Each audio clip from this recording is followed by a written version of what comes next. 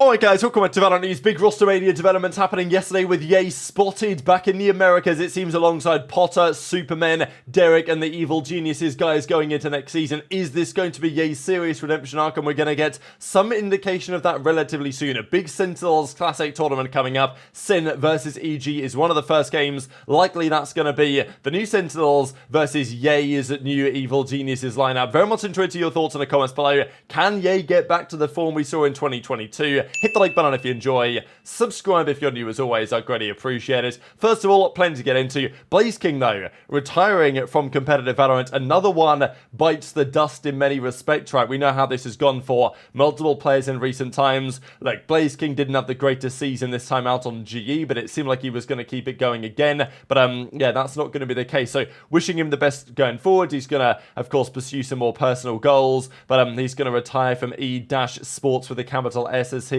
very eloquently says. For some reason I had the tweet up twice, but yeah, just to double down the point that, yeah, BlazeKing's calling it a day from competitive Valorant. Best of luck, of course, in his next adventures. But let's talk about this SEN tournament that's coming up soon, because we are definitely going to be discussing one of the rosters playing in this, and multiple of the rosters playing in this, over the coming minutes. Yeah, Tarek, Dens, all having a good time. But the SEN Classic is happening soon. The SEN City Classic's back at it again here for 2024. 1st to the 3rd of November. I also like the way that SEN do this. When they do a tournament, it's like, yeah, here's the tournament, and it's happening, like, now. You know, like, SEN the other day, they tweeted out, hey, we've got a show match, and it was happening, like, that afternoon, or the next day or something, right? A lot of the times, when people announce tournaments, and this is what most people do, and it's fair enough, but most people say, okay, we've got a tournament happening in 6 to 8 weeks, and it's like, okay, great, but, you know, I'll mark my diary, I guess, in the middle of December, or the middle of January or something, but Sentinels, they're like, hey, here's a tourney, it's tomorrow, make sure you're free to watch type thing. And, you know, it's kind of nice because most teams that announced this a while ago, and SEN kind of teased it in their podcast the other day, but yeah, the SEN City Classic, 1st of November, which is like in 2 days, to the 3rd, and there are plenty of teams ongoing to play in this one. So this is what's going to happen. The prize is $20,000, it seems. So Carl says, you know, what's the prize? Doesn't say on the graphic. Is the prize chicken nuggets? But yeah, apparently you get your $20,000, but then that's got to be converted immediately into chicken nuggets, and that's going to be the prize, it seems. But this is the schedule. So Rob Moore just says, all right, here you go. Set your alerts. Sentinels, Cloud9, Evil Geniuses, NRG. So this is super exciting to see all these 4 teams especially in action, right? Because the new NRG, not that dissimilar to the old NRG, but of course they got rid of Demon 1, they wanted Durka in, they're getting Marder of course instead, so it's FNS, of course Ethan as well. So FNS, Som, Ethan, Verno and Marder, that's the new team of 5 over there. Of course Cloud9, they've made the changes bringing in Rossi. They've got some upside for sure, that roster, and of course they did well not that long ago to win the Americas qualifier for the Red Bull Homegrounds that's coming up in actually a few weeks' time, towards the end of November. But then, of course, Evil Geniuses coming in as well, an organization that I wouldn't say has been the laughingstock completely of the Americas for a bit of time, but, you know, they've gone back to their old logo now, and it just feels a bit more, you know, like home, like esports, how it should be, in my opinion. So anyway, SEN are playing these guys. The way that it's going to work is on the Friday, it's SEN Cloud9, then 3 hours later, it's SEN EG, and then it's NRG, EG, then EG play Cloud9, NRG play Cloud9, and then Sentinels play NRG, and then of course that will then determine what happens for the Championship Sunday coming up on the following day, based on how those round robin games potentially go. But yeah, super excited to see these teams in action, of course. We know the new Sentinels roster is very promising, but the fact that it's coming up only a few days away, we know that C9 are looking good. Obviously, we've got really no idea what NRG are going to be looking like. And then Evil Genius is a team that we've not yet had officially confirmed yet, but we are pretty sure who at least the star player of that lineup is going to be. Now, Zeltis was making some tweets, as ever, and he said the following: I want to see MIBR go all out with Aspas this year. You know, get Aspas, Nozwa, Kawanzan, Pankada, and Artzan. How would you build their roster, he says. Now, I don't think that's what MIBR are going to do, but at the end of the day, it's a tricky one, isn't it? Because if you're MIBR, you've got the money, maybe just about, to sign Aspas from Lev and pay the buyout required. The issue is, do you have the money to do anything else? I'm pretty sure Nozwa's going to be playing there. But, like, could you go to Loud and say, all right, we want Kawanzan and Pankada, that's probably not going to be possible. In Zeltis' ideal kind of team-building world, general management world, sure, if money is no object. But probably this is not feasible, and that's the problem for Aspas, really, is that, sure, he gets to go to MIBR, a team that still on paper is not as good as his Lev roster from last year, and it's not necessarily like MIBR are going to have the immediate resources to make this happen. But yesterday, Bruno Porelleri did make this article that, yeah, they've reached a verbal agreement and they're moving forward. So apparently they'd reached an agreement with Lev to say, hey, we can pay the buyout you want for Aspas. Then, however, they needed to find a way to, actually resolve it with Aspas. What are they going to pay him? Can they sign some of the players that he wants on the roster? Is that a good idea even? But yeah, that's happening, it seems, pretty soon. I thought this was kind of funny. So as Zelta says in the replies, I gave them the pieces, they fumbled the board. I think he's talking about Cloud9, right? When he was going to be joining Cloud9.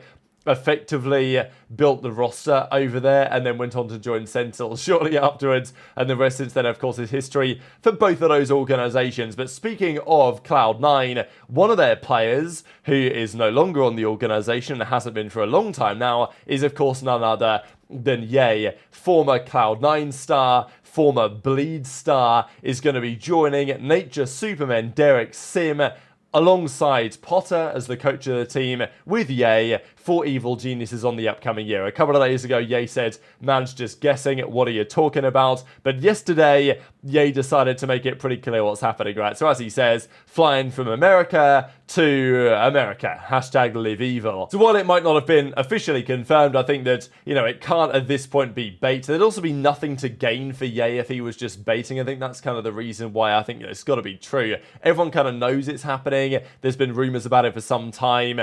And, would Ye do all these tweets and tease it if he's actually not going to be employed to play Valorant in Tier 1 again? Kind of unlikely. So, yeah, he's obviously flying somewhere else, maybe to LA, to get ready to go for the upcoming season. And then we saw some further reaction, of course, from Superman and from Derek and others in the replies as well. So, yeah, exciting possibilities, of course. And then, yesterday, this was also spotted. This is on Superman's Instagram story, grabbing some food with some friends, hashtag live evil, and we have who is very clearly Potter on the left-hand side, and then Ye on the right-hand side. So I thought this was really great, and it definitely seems like Ye is a player who thrives in a positive environment. If the environment isn't great, and I guess you could say that for every player, but I think especially true for Ye, if he's confident and he's comfortable, and he's he's working in a role with teammates support and coaching support that he's happy with, then Ye can still, I think, be one of the best players in the world. Like, we've seen it before. 2022 Ye was crazy. If Ye can get to 60 to 70% of what he was in 2022, then Evil Geniuses are in for a pretty good year. And probably he can go better than that, right? We know that Optic, the team was kind of designed around Ye performing on the Chamber. And to be fair, could still be possible. Chamber's coming back some kind of into the meta. Ye could be on that role. And I feel like Potter can be a great coach for Ye. We know what she's achieved with talents like Demon 1, Jorgamo over the last few years as well.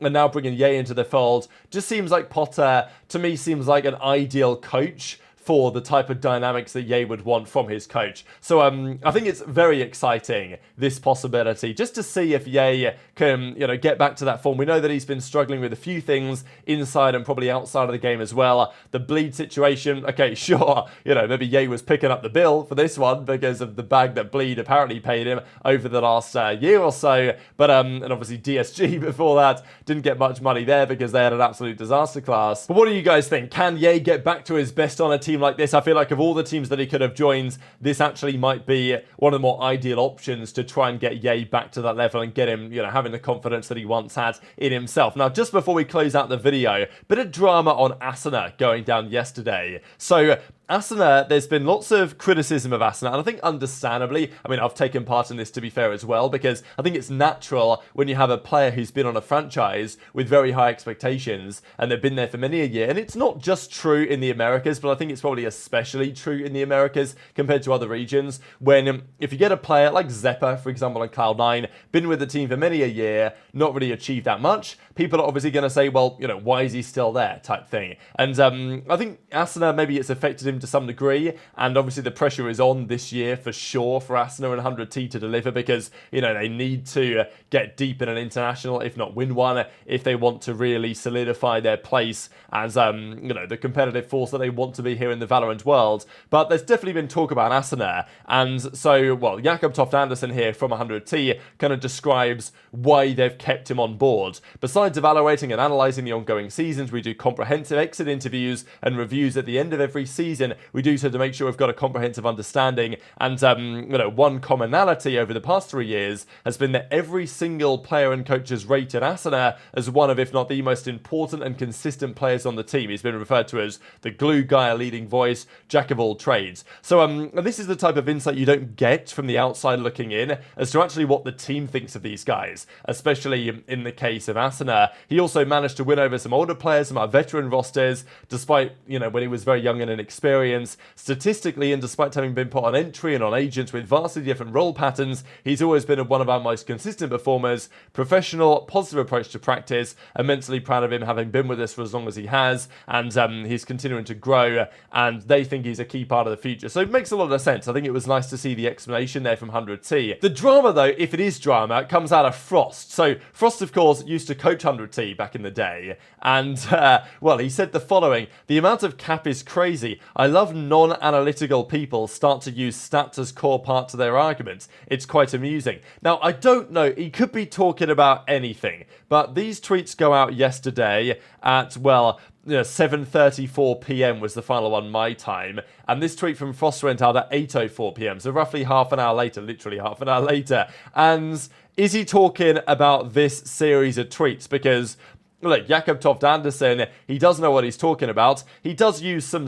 I mean, he talks about statistically and says how some of the numbers were pretty good compared to the other players. And Frost says, you know, well, if he's talking about that tweet thread, which he probably is, to be honest, like, it just makes a lot of sense. I think also Frost mentioned in recent weeks, like, you know, his relationship with Asuna wasn't the best, maybe, but yeah, he says this is all cap, basically, and says that, you know, Jakob's non-analytical and doesn't know what he's talking about, and says it's quite amusing. So clearly Frost isn't convinced that Asuna is actually as important as 100 Thieves are saying that he is. At least that would be the read between the lines here, but I don't think this, you know, reflects especially well on Frost, to be fair, either. Especially the subtweet is pretty crazy as far as I'm concerned. But hit the like button if you enjoyed as ever, subscribe if you're new, take care, and I'll see you next time.